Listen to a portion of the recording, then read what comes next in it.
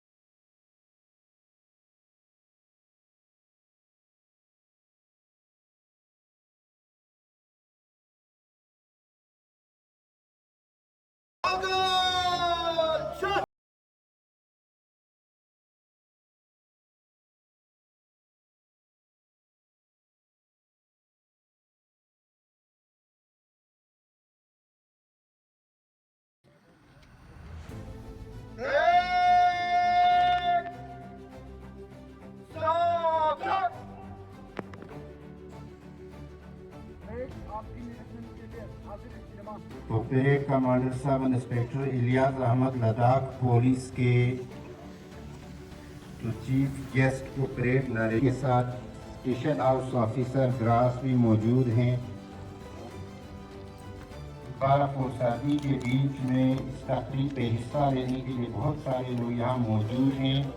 तो parade narration के लिए चीफ गेस्ट आहिस्ता आहिस्ता बढ़ते हुए और सबसे पहले हेड कांस्टेबल गुलाम अली सागर ट्रूप लीडर हैं, वहाँ से सामने से गुजर रहे हैं। इसके बाद दूसरा troop NCC government health scheme तो चीफ गेस्ट, इसके बाद आहिस्ता आहिस्ता NCC government health secondary school Dras बेम्बट इनके ट्रूप लीडर नासिर हुसैन उनके सामने से गुजरते हुए और आखिरी troop model public school Moradabad की बच्चियां ये सामने से गुजरते हुए आहिस्ता आहिस्ता स्टेज की तरफ बढ़ते हैं।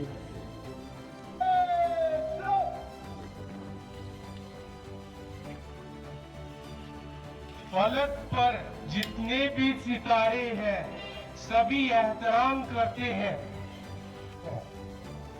आज के 77वें गणतंत्र दिवस के अवसर पर आए ऑनरेबल काउंसलर रणबीरपुरा अब्दुल सनद साहब, ऑनरेबल काउंसलर भीमट अब्दुल वाहिद साहब, भारतीय सेना के अफसरान, बाकी दीगर महकमों से आए अफसरान, मेरे महकमा माल के नायब तहसीलदार बीएमओ द्रास और बाकी सभी अफसरान और खासकर द्रास की आवाम जो इस कड़कती ठंड में इस कौमी त्योहार को मनाने आए हैं, उनका मैं तहे दिल से इस्तकबाल करता हूं। 26 जनवरी का दिन हमारे मुल्क के इतिहास में बहुत खास है। इसी दिन हमारे भारत ने अपना संविधान अपनाया और खुद को पूरा गणतंत्र बना लिया। आज हम अपने संविधान और लोकतांत्रिक हकों के 77 साल का जश्न मना रहे हैं। हमारा संविधान, जिसे डॉक्टर भीमराव अंबेडकर के नेतृत्व में बनाया गया, हमें बराबरी, आजादी, न्याय और भाईचारे का हक देता है। ये सिर्फ एक कानून का दस्तावेज नहीं, बल्कि हमारे मुल्क की जान है जो हमें एकजुट रखती है। आज हमारा भारत हर क्षेत्र में तरक्की कर रहा है, चाहे वो तालीम हो, स्वास्थ्य हो, साइंस की तकनीक हो या बुनियादी ढांचा। और इसी तरक्की में हमारे सरहदी इलाकों की बड़ी अहमियत है। द्रास, जिसे लद्दाख का दरवाजा और दुनिया के दूसरी सबसे ठंडे बसाए हुए इलाकों में गिना जाता है, आज एक सैलानी इलाका बन चुका है। यहाँ का कारगिल वॉर मेमोरियल, बर्फ से ढके पहाड़ और लोक संस्कृति देश विदेश से टूरिस्ट को अपनी ओर खींच रही है। टूरिज्म से यहाँ के लोगों को रोजगार के नए अवसर मिल रहे हैं और ये इलाका तरक्की कर रहा है। आज द्रास न सिर्फ एक सैलानी इलाका है, बल्कि सर्दियों में खेले जाने वाले खेलों के लिए भी मशहूर हो रहा है। यहाँ के युवा आइस हॉकी, स्नो स्कीइंग और तीरंदाजी जैसे खेलों में बेहतरीन प्रदर्शन कर रहे हैं। ये खेल न सिर्फ युवाओं को प्रेरित कर रहे हैं, बल्कि खेल टूरिज्म, स्पोर्ट्स टूरिज्म को भी बढ़ावा दे रहे हैं। अब बात करेंगे तालीम की, तो तालीम के क्षेत्र में भी लद्दाख सरकार विशेष प्रयास कर रही है। सरहदी और दुर्गम इलाकों में विंटर कोचिंग क्लासेस आयोजित की जा रही है, ताकि बच्चों और युवाओं को कठिन मौसम में भी पढ़ाई का मौका मिल सके। सरकार की नई पहलें जैसे स्मार्ट क्लासेस, डिजिटल शिक्षा और शिक्षण पर शिक्षण युवाओं को बेहतर भविष्य की ओर राह दिखा रही है। बात करें स्वास्थ्य की, तो स्वास्थ्य के क्षेत्र में लद्दाख प्रशासन ने महत्वपूर्ण कदम उठाए हैं। Ayushman Bharat golden card, TB मुक्त भारत, मानसिक स्वास्थ्य कार्यक्रम और नॉन कम्युनिकेबल डिजीजेस हमारे द्रास के हर गांव में लागू किया जा रहा है। आगे break, wicket line, jump break, तीनों तीन में दाने चलेगा, दाने मुड़।